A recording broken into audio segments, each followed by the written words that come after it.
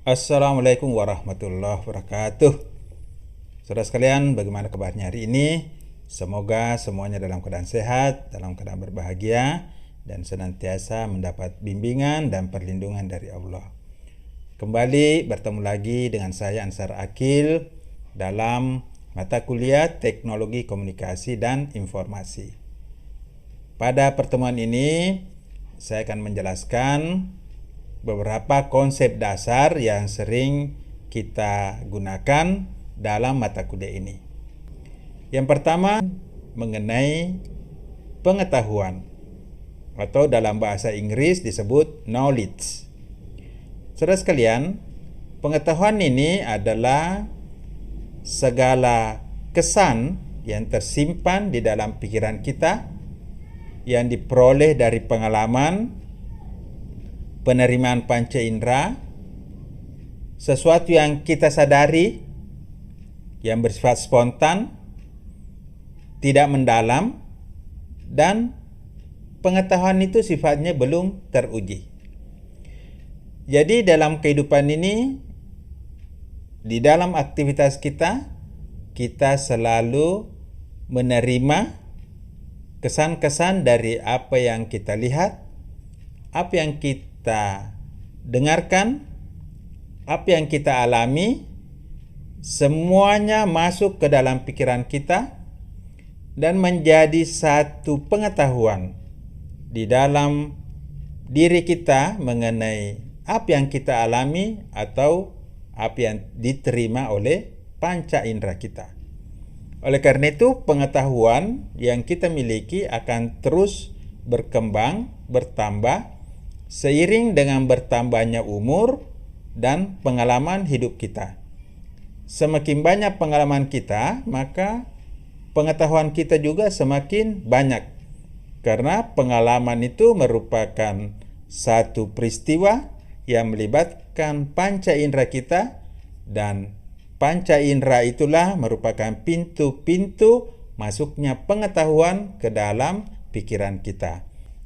Pengetahuan ini bisa kita kategorikan, ada pengetahuan biasa yang dimiliki oleh masyarakat pada umumnya, oleh orang-orang awam, dan ada juga pengetahuan ilmiah yang dimiliki oleh para ilmuwan yang diperoleh melalui prosedur dan cara-cara tertentu.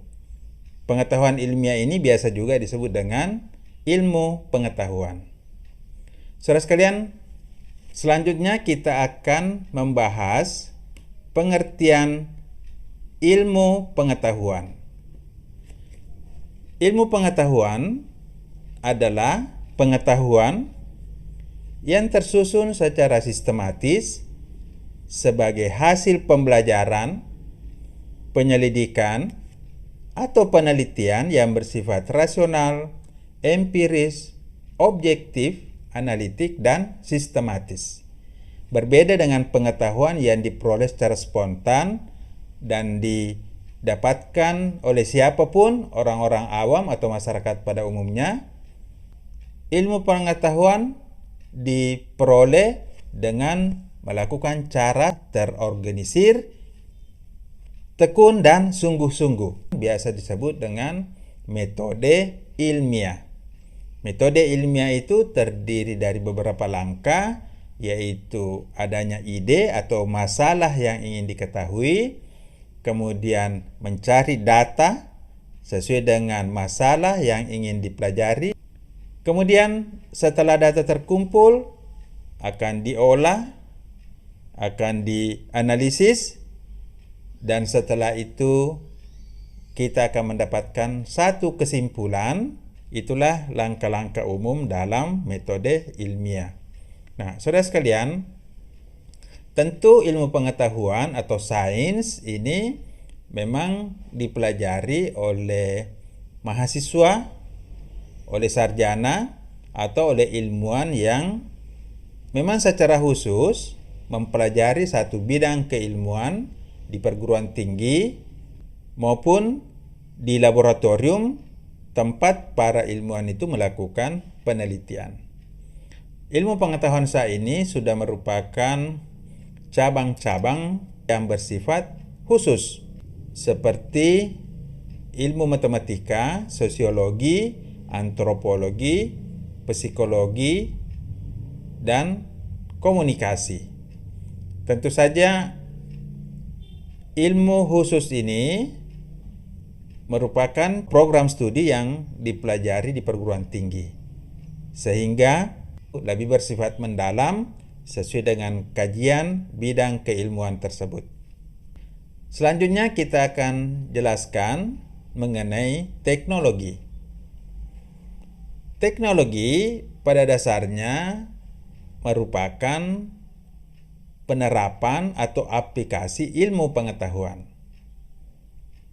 Teknologi adalah upaya untuk mengaplikasikan ilmu pengetahuan yang dimiliki oleh manusia untuk menciptakan barang dan jasa atau aplikasi praktis dari pengetahuan ilmiah, baik berupa konsep maupun benda.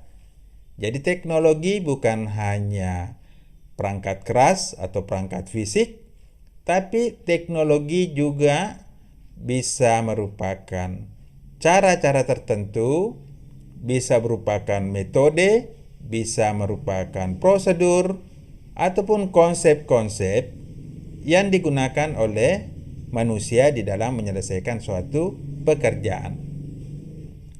Tujuan dari teknologi ini tentu saja untuk membantu manusia menyelesaikan pekerjaan, memudahkan pekerjaan manusia agar segala pekerjaan kita bisa lebih cepat, bisa lebih produktif, bisa lebih efisien, bisa lebih efektif, sehingga waktu kita, sumber daya yang kita gunakan bisa lebih bermanfaat.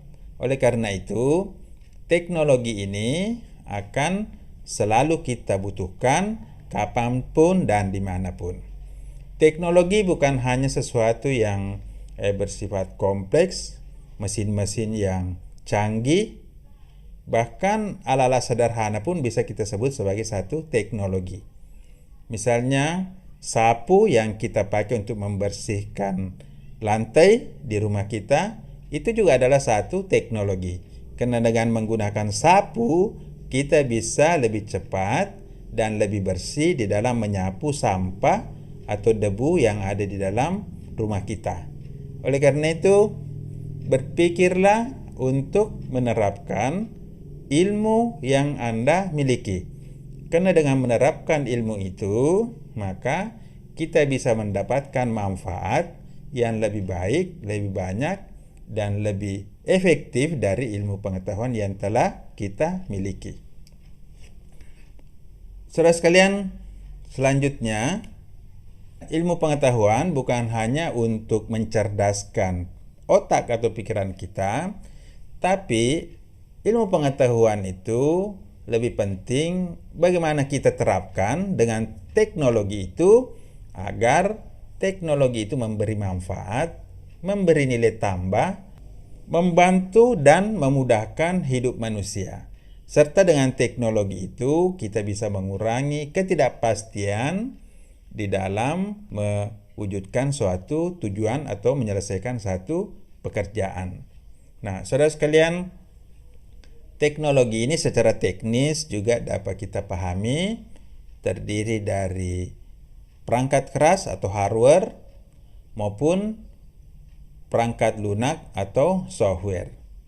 Perangkat keras itu adalah peralatan-peralatan fisik, sedangkan software ini adalah program-program atau instruksi yang digunakan untuk menjalankan suatu peralatan-peralatan atau teknologi hardware.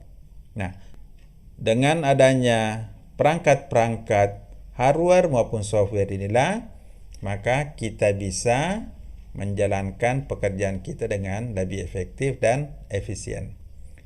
Saudara sekalian, setelah adanya teknologi, maka kita dapat menghasilkan produk-produk teknologi. Produk teknologi ini adalah barang-barang yang dibuat oleh industri atau pabrik-pabrik untuk memenuhi kebutuhan masyarakat berdasarkan prinsip-prinsip teknologi. Jadi teknologi itu seringkali merupakan konsep, merupakan miniatur, merupakan satu blueprint atau model yang ada di dalam laboratorium. Namun dengan adanya industri atau pabrik-pabrik itu, maka teknologi itu bisa diproduksi secara massal agar bisa digunakan oleh masyarakat. Jadi produk teknologi itu merupakan wujud fisik dari teknologi seperti mobil, televisi, radio, komputer, parabola, handphone, satelit, pesawat terbang. Ini semua adalah produk-produk teknologi. Nah, saudara sekalian, kita bisa melihat hubungan dari keempat konsep itu seperti sebuah piramida. Pengetahuan berada di dasar yang paling banyak dan paling luas. Kemudian pengetahuan itu meningkat menjadi ilmu pengetahuan, yaitu pengetahuan yang telah dikaji, dipelajari secara mendalam dengan metode ilmiah. Setelah itu, ilmu pengetahuan ini diterapkan melalui konsep-konsep aplikasi, dan berikutnya lahirlah produk-produk teknologi yang dihasilkan oleh pabrik-pabrik atau industri untuk menerapkan teknologi yang dihasilkan dari laboratorium atau kampus-kampus. Demikian, semoga bermanfaat. Assalamualaikum warahmatullahi wabarakatuh.